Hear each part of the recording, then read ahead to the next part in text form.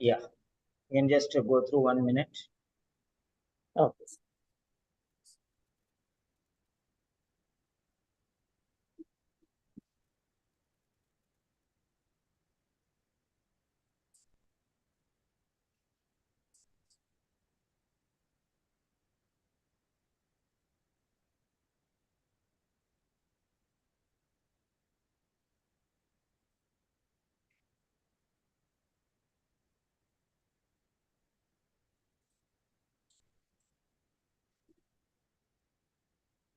Yes, you can start now. So how may I address you during the role play? My name is Maria, and my daughter's Maria. name is Elizabeth.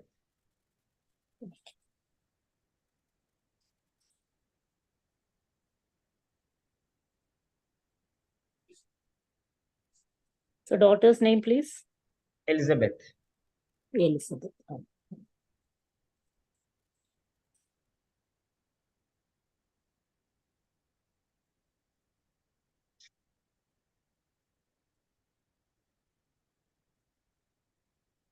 Good afternoon. Good afternoon, nurse. Am I talking to Elizabeth's mom? Yeah, of course, you are right. My name is Maria. Okay, hello Maria. Before proceeding further, let me introduce myself. My name is Bindhya Rajan. I am one of the registered nurses working in this hospital ward. From your face, I can sense that something is worrying you. Am I correct? You are absolutely right, nurse. My Okay. daughter, she's just 12 years old, and she has this problem, something epilepsy or a seizure or whatever you call. I'm little bit worried about. All right. There is nothing to be overly concerned about. I can understand your situation very well. So I am coming to that point. Could you please tell me in your own words what's more bothering you? Yeah, I want to know what is epilepsy and what causes epilepsy. Why did my daughter get into this problem? Yes, I can understand your situation very well. Let me come to that point. Epilepsy is nothing but, our brain cells, there are magnetic activity keeps happening in our brain and mild disturbance of that electrochemical activity throughout the situation, it can happen. In your child case, that activity seems to be extra more and that's causing much disturbance your child and because of that reason, she got this seizures. But please don't worry, we are here to support you and provide managements as well as treatment for you. And I would like to tell you that after a disturbance of this electrochemical activity, she might get certain symptoms. The first one would be muscle jerking, and probably a post seizures tiredness would be there, and incontinence as well. Am I clear to you? Yeah, of course. I am concerned that my daughter, okay, because she Okay. already has one seizure, so she might have other convulsive seizures, and that I need to know what I should do and what I should not do in such a situation. Yes, that is a great question from your end. First of all, I would like to thank you to say that such a great question. I can certainly understand your situation very well. You are concerned, like in case of emergency situation, what you have to deal, or what you have to do immediately. Am I correct? Yeah, of course, nurse. All right. In such situations, first thing you have to make your child calm. Make sure she is in a comfortable position, probably making her lying down on the left side would be more comfortable. And please note whether she is getting any object stuck in her mouth and any drooping of saliva, anything is coming from her mouth, so that that side lying position definitely will help her to ease that discomfort. So whatever that's flowing draining from her mouth would be easily go out and it won't stuck in her mouth, probably later on can lead to aspiration. Are you there with me so far? Yeah, right. nurse. And Thank you for please the make sure information. that there are no objects stuck in her mouth. And first thing you have to notice is make sure she is breathing comfortably and there is no bluish discoloration developing on her body. Is it clear so far? Yes, nurse. And May I know, do you have any what? other concern? Yes, when should I call an ambulance? Sorry. What should I do if my daughter appears disoriented or begins behaving strangely? Yes, exactly. In that particular situation, immediately you don't wait for anybody else. You can ring the ambulance and immediately seek their help. Please take your child to the emergency department and we can provide primary treatment measures for your child. Is that clear? Yeah, that's fine, nurse. Thank you very much. And when Do should you I have call any an questions? ambulance? Yeah, yes, exactly. In case, as I mentioned you earlier, in case if your child is not breathing properly and she have developed fully bluish discoloration on her body and she is not breathing properly, she is not comfortable, and at the same time you seems to be panicked, don't wait. You can call an ambulance and seek their advice. Then finally, one more thing I would like to make into your notice is that this for this epilepsy, we have an emergency epilepsy foundation, and at the same time on request call you can seek their help. At the same time you can seek medical help from them by dialing this number that has been mentioned in the local telephone book. And if you are not getting that, please do contact us. Definitely we can help you with that situation. And finally, I would like to hand over a guide regarding this epilepsy. You can just go through, and if you have any clarifications, you can get back to us. Do you have any other concerns? Yeah, I want to ask you if there is Hmm. any other support that might be available. Okay, apart from this ambulance situation, you are asking any other support? Yeah, Yeah, other support in the sense like emergency epilepsy foundation, it's there. You can okay. contact them. As well as finally, if you are not getting any support, without hesitation, you can go to your nearby hospital with the help of any ambulance support or any other guidance.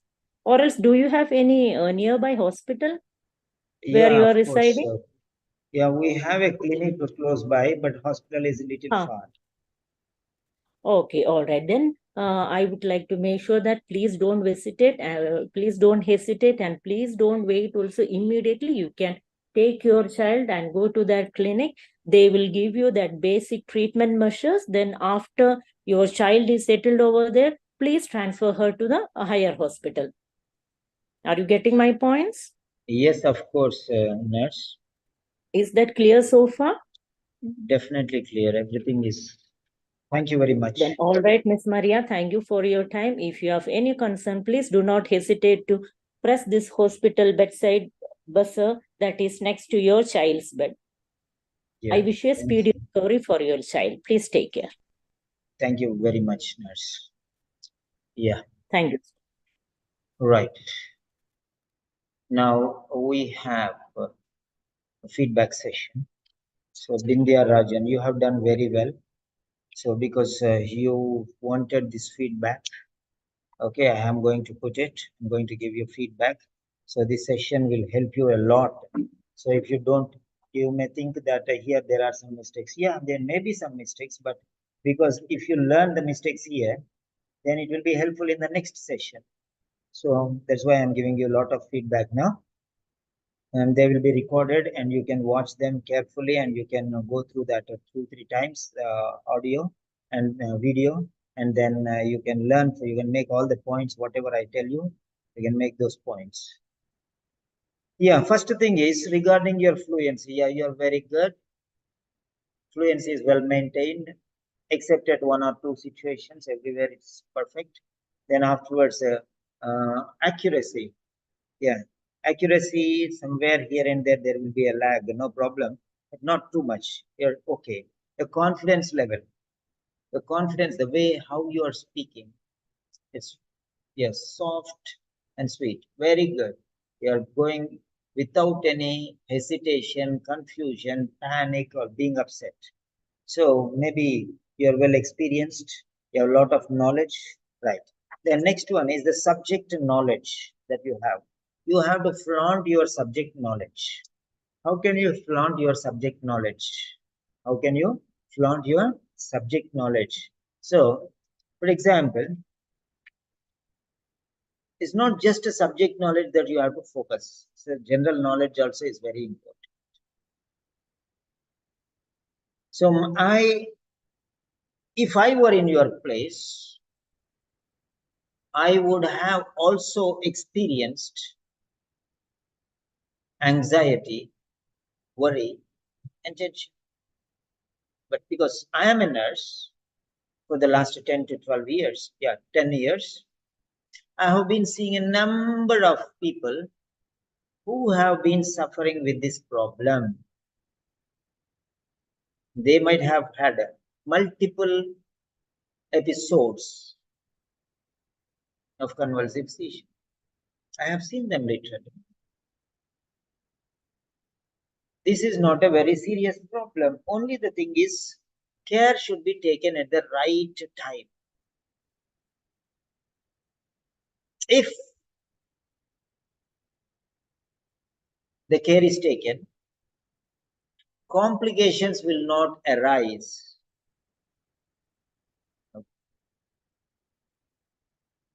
There are many preventive measures. Okay.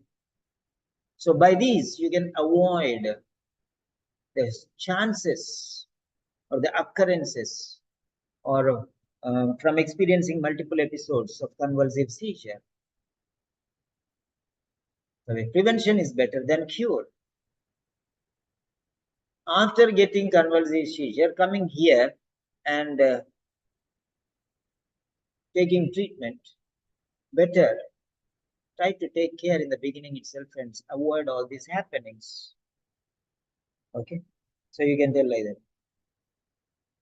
Then, what else? In the event or if situations arise, if complications arise, or in the case of future convulsive seizures, the first and foremost thing you have to do is call an ambulance and then try to take some first aid measures. Right. Many people, many children have been facing this situation. They are able to cope well, they are able to manage the situation by looking after the parents, looking after the children very carefully and educating them every now and then and reminding them to on a daily basis, time to time, so that they will not have an opportunity of missing something. So you can create some sentences and you can use good vocabulary. For example, what vocabulary you can use? Incorporating quality life would undeniably be beneficial. Now, incorporating quality life would be undeniably beneficial. See the quality of the sentence. Incorporating means what is not there you are putting. What is not already there. So, incorporating is a C2 vocabulary. Quality life, a quality lifestyle. Okay. We're not leading a quality lifestyle. So incorporating quality life. What? Make a note of everything. Getting up in time. Doing everything according to time, not when you remember. Medication, you have to take so and so time, 8 o'clock in the morning, every day, 8 o'clock. Make it sure that. So this is called quality. No problem. Now I forgot, so I'll take at 9 o'clock. No problem, no problem. Oh, you did not take medication. No problem. I'll come back and no.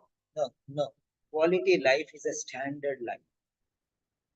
So standardized lifestyle will irrefutably minimize complications, not only in the present but also in the future. So try to understand this. Standardized lifestyle will no one can say no. Irrefutably means nobody can say no to this point. That is irrefutable. So these are the vocabulary which you can use. And apart from that, you can use simple, complex, compound sentences. Now, what are simple, complex, compound sentences? Now, if you say, doctor suggested you to take medications regularly, you have to follow these rules and regulations.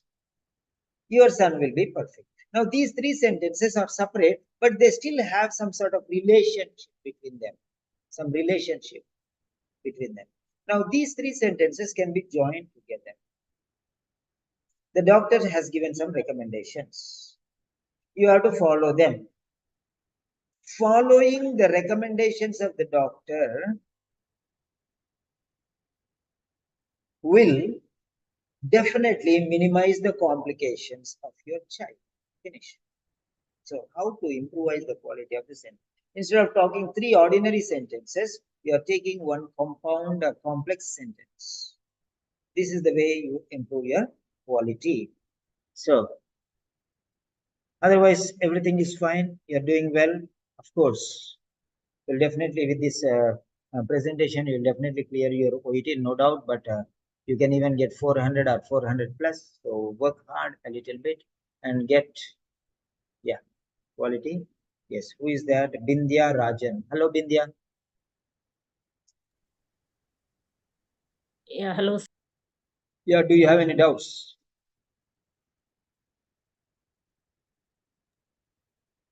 What happened again? Do you have Thank you, any, sir.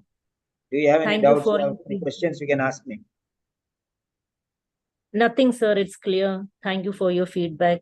Definitely, I Yes. will work on my vocabularies. Yeah. Thank